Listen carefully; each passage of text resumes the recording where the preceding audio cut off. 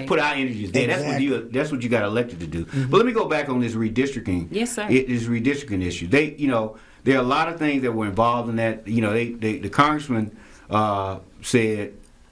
I did have a conversation with the chairman of the committee, and I said, "Look, Congressman Thompson doesn't want what you were thinking about doing." This was a month and a half, 2 months ago.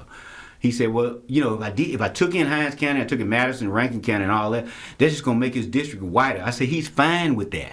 He'll still have a district that's majority African American, and he can still get elected majority Democrat. He's fine with that, but he would like a compact district." Right. And so, if Benny Thompson, who white folks seem to be afraid of, but who does, he loves his state and he doesn't discriminate in terms of who he helps and what he does something for. If Benny Thompson can say, I don't have to have a district that's 65% or 68% African American, I just need a district that people who want what I want will vote for me. Right. And that doesn't have to be. So the red herring was that, we trying to take care of, you're not trying to take care of him. You're trying to make more of these districts a district that no Democrat, seriously nobody black can get elected in. And so our responsibility, and I'm gonna talk to my members about this, and it's always a sticking point. Everybody wants, I like my district the way it is, not I gotta have this community in here. That's what I said. Look, at the end of the day. But if that's not how it needs to be drawn, then you can't go ahead. No, go ahead. You're right. If that's not how it needs to be drawn, but they're there. They're votes. And so they're going to have to agree to it. We're the ones who will vote for that plan. But I try to tell people our overall plan ought to be one.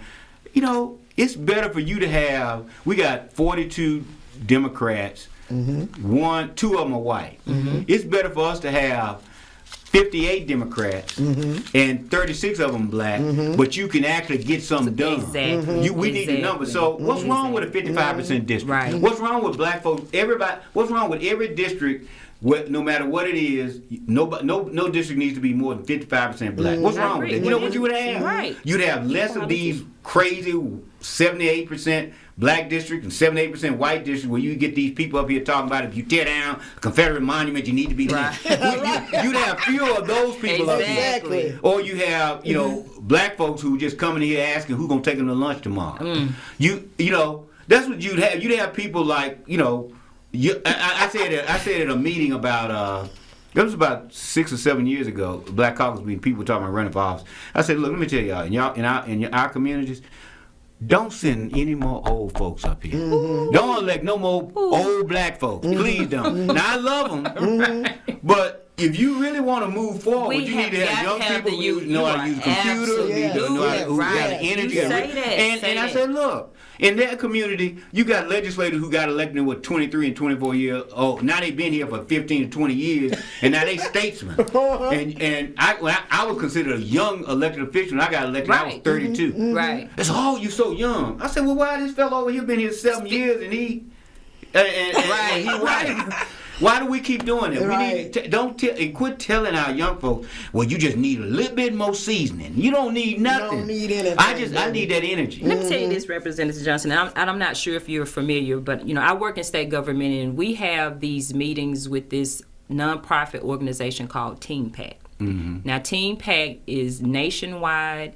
And one day I was walking through the building and I just saw this sea of white children, and I was like, what are all these kids doing in here? And they are a nonprofit organization where they teach them the political process. Now, I'm not going to say that the organization is just strictly for white children. Right. I'm sure it's for anyone who can pay the money. And so they have one-day state classes where they have mock trials and legislation where they're understanding how everything is, working in the political process. So these are going to be these young leaders that are going to be your new generation of attorneys, your new generation of the Senate members, the pro temp or House governor or whoever. And so there has to be that same thing that black children are exposed to. So how do we get our children involved in learning the political process and civics? Because if you don't understand what's going on in redistricting and all of this, then we cannot get ahead. Well, it's a little bit different in our community. We don't have the resources to start these